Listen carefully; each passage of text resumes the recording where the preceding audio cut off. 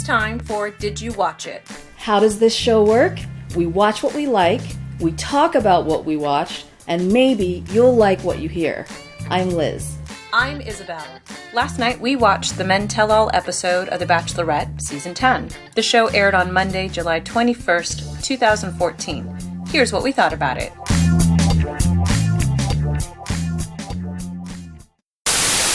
We start off, and I'm not sure how I feel about this, and maybe you can tell me what you think, but they start off with Ashley and JP, which I love them, right? I love them. I saw her on The Bachelor. She did the season of The Bachelorette. JP was totally my pick. I'm a huge absolutely. fan. That was, 3 years ago or something? They're married, and she's pregnant now, and they did a live ultrasound on the show.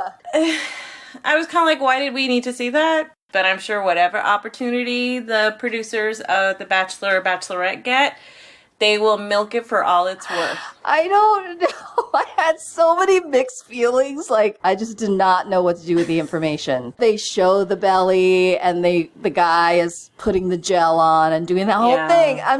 That's a private moment. Thank you. I was thinking the same thing, too. I'm like, why am I even watching this? Right? I sort of looked away because...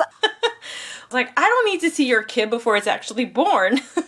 I'm excited that it's a boy. To see JP's face, that was really cute. And to see them in that moment, yes. But I just... That's something that they should have done in the doctor's office. I not know. In front of a television audience.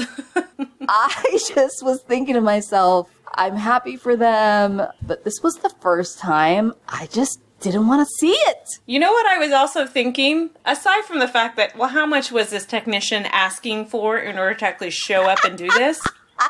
Right? Talk about a house call. Right. Another thing that I thought of was, well, what if it wasn't a totally live ultrasound? Maybe this is something that they taped before and they just popped it up like, hey, check it out. You think so? Yeah, I wouldn't be surprised. You're so funny, Izzy. I didn't even for a moment think that it wasn't real and wasn't live. Well, I mean, I'm sure it's real. I mean, she's obviously pregnant, but yeah, that this is something that they had taped from before. You know, notice that they didn't show too many details about dates, and I'm sure it was blurred, but still. Yeah. My last thought was just like, well, gee, Andi, and whoever you end up choosing, no pressure, but this is what we want to see from you guys.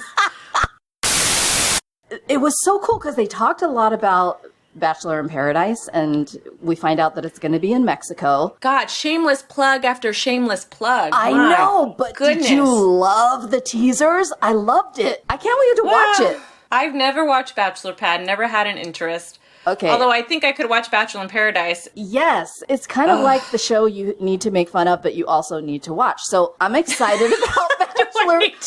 I'm excited about Bachelor in Paradise, and even more excited to know that you and I and maybe Neil are going to do it together. Possibly, yeah. Right? That is true. When are we going to nail that down? Like, it starts in 2 weeks. I know. Well, Neil has already talked to me about it, and we'll get it sorted out very soon, I'm sure. I think we need to make a decision, and I'm all about the three of us doing it. I'm down for it, because I know the snark will definitely come out, and it's going to be triple, or probably double full, 2 times, because Neil and I are both kind of Yeah, you're going to totally gang up on me? Maybe not totally, but... Don't gang up on me. It'll just be fun. I think it'll just be a great time. Although it was funny that Marcus is on the show, and I'm pretty sure I heard him saying, I love you. And I'm thinking, well, here we go again. Oh, surprise, surprise. I missed He jumped that. right into the deep end. I totally missed that. On the Men Tell All, we got some dish. Well, yeah, it took like nearly half an hour before we even talked to any of the guys from this current season. I know, but I was all into it. Other than the baby thing, I was into it, so it was okay. But when they finally got to the guys, I mean, there was a lot of controversy. Can I just ask, why were they all wearing scarves? Chris Harrison said this was the scarviest season we've ever seen. And if you think about it, there were a lot of scarves in this season. That is true. I got it. Well, I mean, there were a lot of lame jokes. Really bad jokes. Our fearless host, Chris, I'm sure, wishes that he was a stand-up comedian, but he's not. He so is not. Stop it. Don't mess with Chris Harrison. Well, I've never been a huge fan of him. So. We can't mess with Chris Harrison. I love some of the funny comments in the beginning, especially when Nick S. said, he thought his body was pretty good, and then everybody started taking off their shirt, and he was like, I laughed at that. I am not taking off my shirt for the rest of the season. Right. I've always thought, talk about competition for these guys. I mean, the girls in bikinis are bad enough, but then when you see the guys and how chiseled they are, I can imagine in a competitive environment with all of them, it would be tough. So I was glad that Nick S. finally admitted it out loud.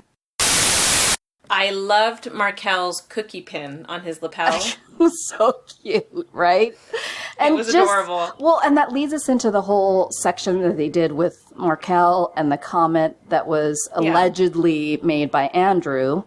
And I love the way Marquel handled it. I mean, he was just so classy, and even Ron said his response was just so gentlemanly. Oh, absolutely. Right? And as they were talking about it, and as Andrew, quote unquote, tried to defend himself, he just went around in circles again. And did you catch the fact that he called Marquel Ron by accident? Are you kidding me right now? It was Marquel was like, you mean Marquel? I mean, seriously, that was the worst blooper he could have ever made. Oh, was to mistake Ron for Marquel, especially in that moment when he's trying to defend just what he did. It just, gosh, yeah. I mean, and granted, we will never know what exactly was said because they show the footage and you could see that Andrew does say something to JJ. Yeah, but he was laughing and smiling, and there's no way he leaned over and said, "Oh, this is going to be a long night." You know, who knows? There's no way. Who knows? He was smirking, which he always does. Andrew the smirker. Well, he smirked from the beginning, so it's no surprise. Both Marquel and Chris were kind of saying, and Brian later said, look, don't skirt around the question, just let's answer it. And then he never ended up answering it in the end. Well, other than to say, no, I didn't say that. I said this.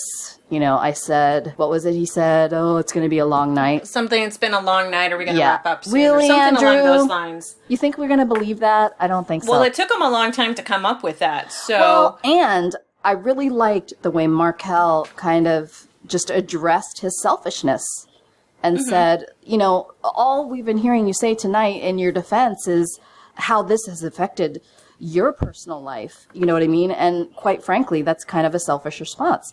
And he's right. Oh, I mean, he's always been trying to throw the blame around. And instead of just apologizing, like Marquel said. And he didn't come to him later and have that conversation or anything. So I'm sorry, but I'm no expert, but I think he said it. I don't know. I mean, so many things were handled poorly in this situation. Yeah, I mean, I get it. You know, after the fact, we can all say, you should have done this, you should have done that. The fact that he said it anyway. It's done. Yeah. Well, anyways, JJ ends up digging himself into a hole because Marquel is called up to the hot seat. And before he can even before he gets seated or is about to make his way over to the hot seat, there's JJ, who sounds like he's about to cry. And he's going on about apologizing for not approaching it a little differently. But then he says something like, well, I couldn't care less. And Brian calls him out. He goes, then why bother saying anything? Yeah, that was a terrible comment. I felt bad for JJ in that moment. Well, JJ just seems uncomfortable in certain social situations. Yeah. And being in front of an audience, for that matter, doesn't help live things. Studio audience of screaming women, and they were screaming. I'm sure they picked the screamiest women. Is that even a word? Screamiest? Yes, the most screamy women ever. Okay, so Marquel takes the hot seat. Yes. Total class act. And remember what I was saying about Nick's pink pants and how gross they were and how much I didn't like them? Well, they work on Marquel. Red pants on Marquel looked fantastic. Well, I think part of it is just how he matches it up. I mean, he always looks very well put together with the shirt and the tie and the jacket and everything. He's just such a great guy. I really like Marquel, and I wish he were the Bachelor. Anyway, okay, so I loved what he said when he said he had no idea that everyone was kissing her so fast. I mean, I think he was a little bit more on the shyer side. Yeah, definitely. Potentially. And respectful. You know, when Chris Harrison just said, you know, you found yourself in the friend zone. Well, I think he even said it, didn't he? Yeah, the foundation was built on friendship, and I get that. And they did have that playful kind of thing. But oh, sure. No guy wants to be in the friend zone. And he's even said he probably should have taken a little bit more initiative in that whole process. But yes, when he said, like, now that I watched it, yes, like you said, everyone was kissing her. What? I didn't know that. And then, did you see poor Cody when he said, yeah, if I knew everybody was kissing her on a one-on-one, and then he looked at Cody, and Cody goes, not everyone. Oh, Cody. Poor Cody. Even Marquel was saying, he goes, I was hoping to get a one-on-one date, and he never did. So Yeah. I think each Bachelorette should make an effort to try and rotate it, because it was very unbalanced. Well, she had a lot of repeat dates with the same guys. Absolutely. And that's the thing. It's like, wow, oh, another one-on-one with Nick. Oh, another one-on-one with Josh. Okay. Yeah. Let me guess who you're going to choose in the end. Markel's time was really good. I loved listening to what he had to say, and you can tell he's a fan favorite. I think so, and he's going to do quite well in the Bachelor in Paradise. Yeah, I can't wait to watch. Another shameless plug by our fearless host. Right? And then when he gave out the cookies at the end. That was adorable. Oh my gosh, the girls were loving it. A sweet treat from a sweet guy. Then we have your favorite. They call Marcus up to the hot seat. And I gotta say, I heard something in this little segment right here that I don't remember hearing in the show. What's that? When he was saying his goodbye, he was kind of hanging his head and he said, "You were everything for me." Oh, I remember him saying something You along do? those I lines. totally don't remember hearing that. And so when I heard that in this kind of, with him in the hot seat, I was like, oh my gosh. Sorry, I shouldn't have laughed. But Go ahead and laugh, Izzy. So they did the little recap of his time on the show, and of course the whininess is revisited. I want more. I need more. And you were cringing every step of the way. Yeah, pretty much. I'm sure. I cringed the entire time that Marcus was in the hot seat. I know. Well, and he went through the whole thing and how Andi made it so easy, for him to fall in love with her. No, he just falls easily for anyone, really. Because remember what his family said at the hometown, especially I think it was his sister, something about, he tends to fall really fast. I know, right? Kind of jump in. And then the whole don't think that doesn't make you special thing. Of course, when the Fearless Host, another shameless plug for Bachelor in Paradise, well, I guess he asked Marcus, could you potentially find love on the beaches of Mexico, blah, blah, blah. And I'm thinking, no, he'll just embarrass himself again. As he said, he embarrassed himself when he was in the limo on the way home after being kicked off, basically. I know, but that was out of hurt. I could totally see why he said that. Well. And he owned up to it when he was in the hot seat. Yeah, that's true. Maybe he'll take it a little slower. Maybe waiting till the third time to say I love you instead of the second time or something. Farmer Chris is in the hot seat. So now we get to Chris, and he's just so cute. I can't stand it. And he's so great, and that's why he's even cuter. Absolutely. And when Chris Harrison says America fell in love with him, absolutely. Well, especially you. Well, yeah. Yes, don't lie. I'll admit it. I swoon over Chris. And that's not such a bad thing. I approve of Chris. Yeah, he's awesome. So he really put himself out there, and he said he saw a future with her, and that he wished he had more time. And I wished he had more time. Well, don't they all wish they had more time? I know. But somehow when Chris says it, it's okay.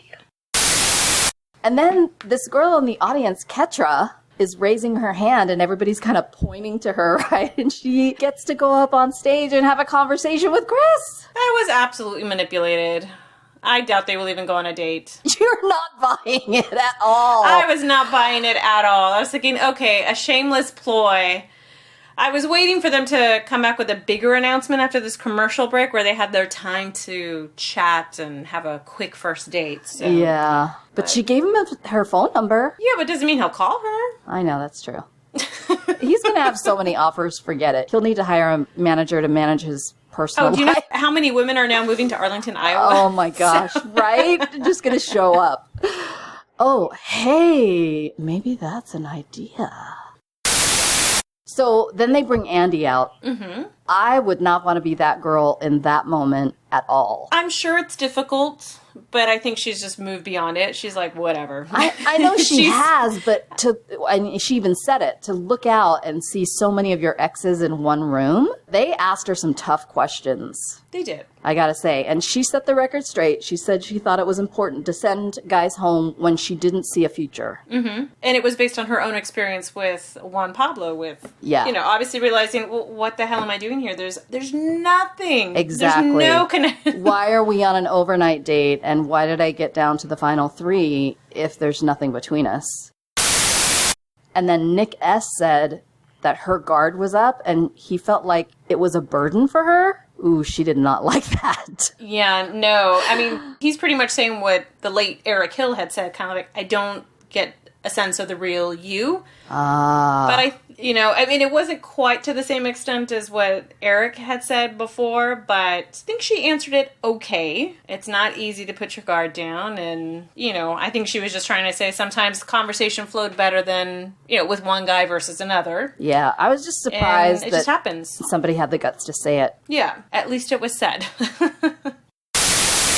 And then we get to the lie detector results. Okay, this was exciting. I really wanted to find out more results. You did. He specifically mentioned the men who told no lies. Which I thought was great. Brian, JJ, and Chris. Yes. Props to them for telling no lies. Yes. 3 men did lie. It was funny how each one lied about certain things. Marcus lied about that he had been with fewer than 20 women. Yes. Which is hilarious. Which was a lie. Dylan lied about preferring brunettes. Yes. Prefers blondes. Josh had lied about a few things, but Andi doesn't want to know. 2 things. I'm so glad Brian said, Andi, don't ask. Just don't do it, right? Because you just want to just keep it. Your whole thing was you wanted to let them know that you trust them. So yeah, continue to do that. And trust was a big thing with Josh. Yeah. It would have been bad if she would have wanted to read him. My favorite part of all of the shows is getting to the bloopers. Have they always done this? I don't remember from previous episodes. They are typically hilarious. And these were no exception. Here's what I thought funny. You know how you and I have throughout this whole season wondered, what does she see in Nick?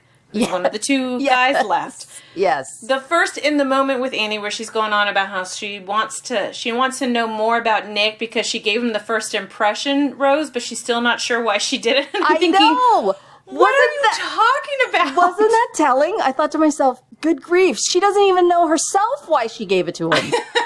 I have to say that the blooper that they showed of Farmer Chris with his pronunciation of confident. At first I thought, what did he say? You hear somebody off camera say, what? What? Confident?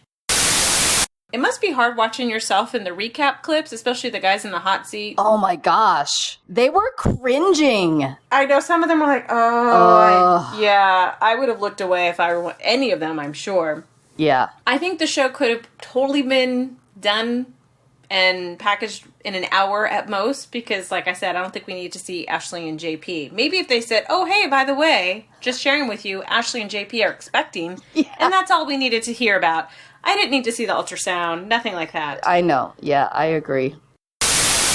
Yes, the big finale, it's going to be like 2 hours. Oh no, are they going to try and extend it to 3 hours or something? Because after the final rose and all that, well, which they after always the do. Final rose, I always do watch that, so that'll be like hours. Another hour.